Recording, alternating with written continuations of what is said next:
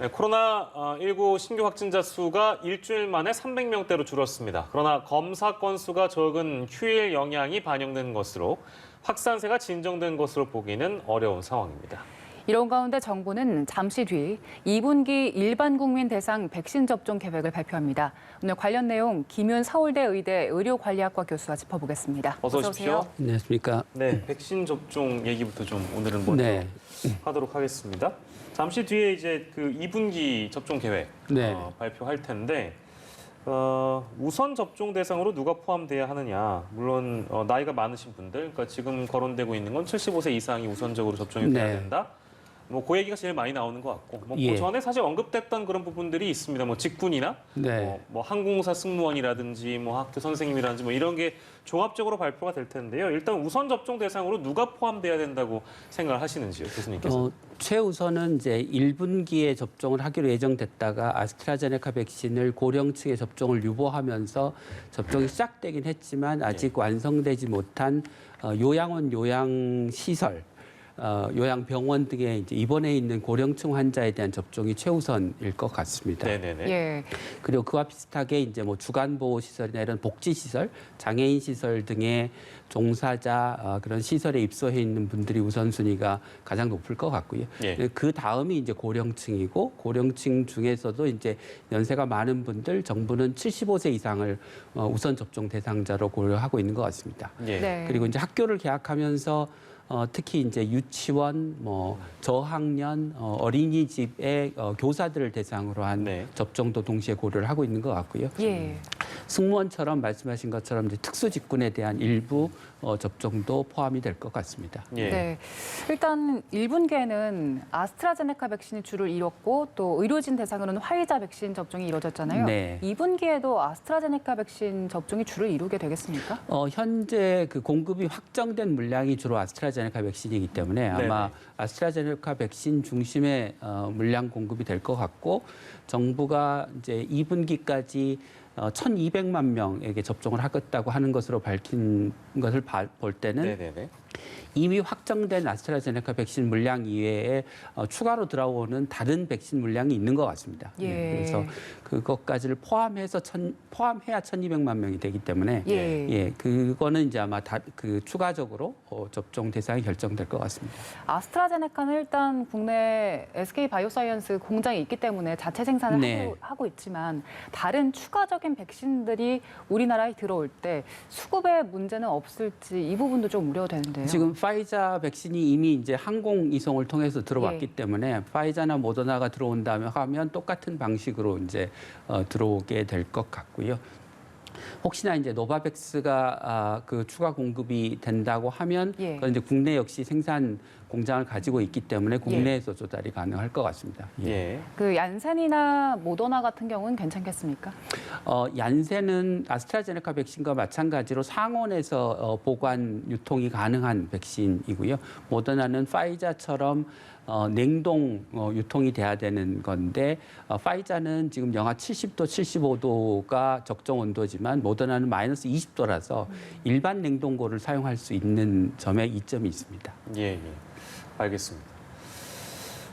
이제 백신 접종 후에 휴식 기간을 두는 방안도 이제 당국이 검토 중인데 워낙에 뭐 예상했던 바이기도 합니다. 그러니까 뭐 사람에 따라서는 그 이상 반응이 일어난다고. 요즘에 특히 이제 아스트라제네카 같은 경우에는 젊은 분들의 어떤 그런 이상 반응이랄까요? 뭐 열이 오른다든지 뭐 그런 반응이 많이 보고가 되고 있는 것 같은데 그래서 좀 적절하게 휴식 기간이 필요하다 이제 이런 판단이 있기 때문에 이 방안을 검토 중인 것 같아요. 근데 실제로 그 접종하시고 나서 응급실 내원하는 그 분들이 적지 않다고 들었는데 그런 얘기를 좀 접해보셨습니까? 뭐 정부가 정확한 통계를 밝히고 있지는 않지만 아무래도 백신 접종 이후에 이제 뭐 고열이 나거나 이런 그 경우들이 많기 때문에 뭐 많게는 한 전체 접종자의 한 3분의 1 정도에서도 뭐 오한이나 고열이 난다고 하니까 그중에 일부가 이제 응급실을 찾는 경우들이 있는 것 같습니다. 그래서 이제 정부가 병가를 고려하고 있다고 하는데 병가는 두 가지 요소가 충족이 돼야 되는데요. 하나는 쉴 수 있어야 된다는 것, 다른 하나는 쉬었을 때 비용을 보상해 줘야 된다는 겁니다. 이제 그래서 대기업이나 공무원 같은 경우는 뭐 병가와 관련된 규정이 있을 수도 있고 연차를 유급으로 쓸 수도 있기 때문에 큰 문제가 없을 수 있지만 예. 작은 중소기업이나 자영업자나 비정규직 같은 경우는 휴가를 쓸 수 있을 거냐, 그리고 썼을 때 누가 보상을 해줄 거냐의 문제가 해결이 돼야 실질적인 백신 휴가가 가능해질 것 같습니다. 이게 사실 작년에 코로나 초기에 예.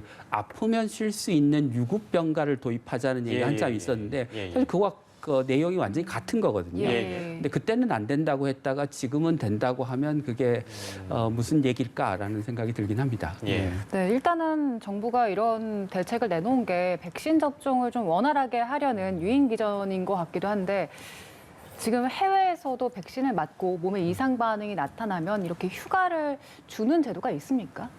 공식적으로 뭐 별도의 제도를 도입한 것 같지는 않고요. 외국에는 이제 유급병가 제도가 대부분의 선진국에서는 있기 때문에 그걸 활용하지 않을까 싶습니다. OECD 국가 중에서 유급병가나 상병수당이 없는 나라는 국가 전체적으로 없는 나라는 우리나라뿐이고요. 미국은 연방 차원에서는 없지만 이제 상당수의 주에서 한 절반쯤에서는 도입하고 있기 때문에 선진국은 큰 문제가 없을 거라고 생각합니다. 그럼 어제 그 당국에서 얘기했던 만약에 몸에 근육통이나 발열 증상이 나타났을 때 타이레놀을 먹어라. 네. 이 이야기는 실제로 대응할 때 적절한 게 맞습니까? 네, 맞습니다. 그러니까 백신이 우리 몸에 들어가면 이제 염증 반응을 일으키면서 항체를 생산해내는데 그 염증 반응을 억제하는 소염제를 먹으면 이제 백신의 효과가 떨어질지도 모른다는 우려가 있는 것입니다. 그런데 그 소염제, 진통 소염제 중에서 타이레놀 계열은 소염 작용은 적고 해열과 진통 작용이 주라. 이제 다른 소염제는 드시지 말라고 얘기를 하지만 타이레놀은 드시고 증상을 조절하라고 얘기를 하고 있습니다. 타이레놀만 꼭 집어서 이제 언급이 나온 거 보니까 이제 우리가 흔히 접하는 진통제 계열 중에는 이게 제 정확하게 그 성분은 잘 모르겠습니다만 아세트아미노펜? 아세트아미노펜이 성분명이고요. 이부브로펜과 아세트아미노펜 계열 이렇게 두 가지로 나뉘는 겁니까? 네, 뭐 여러 가지 계열이 있긴 하지만 대표적인 게. 그러면 이부브로펜은 먹으면 좋지 않을 수 있다? 네, 소염 작용이 강하기 때문에 백신의 효과를 떨어뜨릴 개연성이 있다. 그것도 확인된 건 아니지만. 그래서 이제 아까 교수님께서 그 언급을 해주신 거군요. 아무래도 타이레놀 쪽이 해열 작용을 더 이제 주로 하다 보니까 이렇게 만약에 이상 반응이 오거나 고열인 경우에는 백신을 맞은 후에 타이레놀을 먹는 것이 가장 어떻게 보면 적합한 선택일 것이다. 그런 판단이 당국에 있었던 것 같고요. 전 세계적으로 보면 지금 심각한 이상 반응을 일으킨 사례는 극히 드물다. 이런 연구 결과가 나와서 이런 거는 어떻게 좀 보고 계십니까, 교수님? 그 임상 시험 과정에서도 이상 반응의 사례가 뭐 굉장히 드물었고요. 그리고 뭐 치명적인 이상 반응은 더 드물었기 때문에 어떻게 보면 이제 당연한 결과이긴 한데 그렇다고 하더라도 안심할 수는 없다라고 생각합니다. 그러니까 임상 시험은 그냥 몇만 명 정도를 대상으로 하지만 실제로 접종하는 거는 몇 천만 명, 몇억 명을 대상으로 하기 때문에 임상 시험 단계에서 밝혀지지 않은 이제 뭐 새로운 부작용이 발생할 가능성을 전혀 배제할 수는 없다. 그렇지만 그건 굉장히 낮을 거다 이렇게 생각하는 거죠. 그 낮은 수치가 일단 연구 결과로 밝혀진 건 0.025% 정도다 이렇게 밝혀졌는데 이 수치를 일반적으로 우리가 먹는 항생제랑 비교했을 때는 어느 정도로 볼 수 있는 겁니까? 아마 항생제를 복용했을 때 나타나는 아나필락시스하고 비슷한 수준이거나 뭐 약간 더 낮은 정도의 수준이 아닐까 싶은데요. 이제 그 아나필락시스를 유발하는 물질 중에 약물이 한 절반 정도를 차지하고요. 그 약물 중에 항생제가 다수를 차지하고 있어서 그 항생제가 아나필락시스를 일으키는 주요한 요인이긴 합니다. 근데 이제 아나필락시스라고 하는 게 워낙 드물기 때문에 약을 먹은 사람에서 몇 사람이 발생했냐고 하는 아주 정확한 통계는 있지 않습니다. 그래서 값들이 굉장히 편차가 커서 뭐 적게는 뭐 10만 분의 1, 뭐 많게는 뭐 100분의 1, 뭐 이런 정도까지 연구에 따라 굉장히 편차가 크게 나타납니다. 항생제와 이제 비교하면 유사한 사례거나 그거보다 좀 떨어진 수준이라고 얘기를 하니까 크게 걱정할 만한 일은 또 아니라는 생각도 들면서도 저희가 이제 초반에 뭐 이상 반응이나 이런 거를 말씀을 드렸기 때문에 이게 참 그 부작용이나 이런 거 이게 사람마다 참 다를 수 있다라는 네. 거를 이번에도 또 보여주는 것 같아요. 그리고 이건 이제 조금 더 조심스러운 얘기인데 유럽 국가에서 아스트라제네카 백신 접종 후에 사망 사고가 발생하니까 중단을 했습니다. 근데 이것도 좀 더 세부적으로 들어가 보면 이제 같은 일련 번호가 있는 그 제품에 이제 그걸 맞고 사망하는 사례가 있다 보니까 전체를 중단한 것이다. 네. 이렇게 정리하는 게 네. 맞겠죠? 아무튼 구체적으로 요 얘기를 그러니까 혈전 부작용이라는 우려가 나왔다고 그래서 혈전 부작용이 일단 어떤 건지 설명해 주시는 게 좋을 것 같습니다. 우리 몸에 이제 그 혈관에 피가 흐르는데요. 그 피가 이제 혈관에 염증이 있거나 뭐 동맥경화가 있거나 하면 그게 그 안에서 피떡이 생깁니다. 그러니까 피가 응고돼서 덩어리가 지는 거죠. 예. 그럼 그게 우리 몸을 돌다가 어떤 특정 부위의 혈관을 막으면 예. 그 혈액이 공급되지 못해서 생기는 어떤 이제 장기가 망가지는 현상이 생기고 예. 그게 뇌에 가서 막히면 뇌졸중이 되는 거고요. 심장에 가서 막히면 심근경색이 일어나게 되는 겁니다. 그래서 어떤 부위에 장기에든지 가서 막힐 수 있는 거고 그게 이제 우리 몸의 중요한 장기에 가서 막히면 막힐수록 치명적인 결과가 나타나는 거죠. 네. 아직 당국에서 밝히기로는 백신과 이 혈전 작용이 인과관계는 없다라고 얘기했지만 그러면 이게 백신 때문에 일어나는 건 아니다 이렇게 확실히 말할 수는 없지만 이게 백신 때문이다라고도 둘 다 확실히 말할 수는 없는 상황인 거잖아요. 네. 그러면 지금 당국에서는 일단 설명하기로는 일단 같은 일련 번호의 백신 자체가 수입이 되지 않는다 이런 걸로 또 우려를 두려고 하는데 아스트라제네카 백신이란 걸 같은 성분으로 만들고 있을 텐데 일련 번호가 다르다고 해서 그 걱정을 덜 수 있을까 이런 걱정도 됩니다. 그러니까 아스트라제네카 백신 전체가 문제가 있는 거냐 아니면 특정 일련 번호의 백신이 문제가 있는 거냐 두 가지 가능성이 다 있는데 아스트라제네카 백신 전체가 문제가 있다고 하면 뭐 영국을 비롯해서 전 세계 한 50여 개국이 넘는 국가에서 아스트라제네카 백신을 접종을 하고 있는데 비슷한 사례의 이상 반응이 발생되어야 맞는 거겠죠. 그런데 이제 아스트라제네카나 WHO에 따르면 그런 반응이 생겼다는 보고가 다른 나라에서는 없다는 겁니다.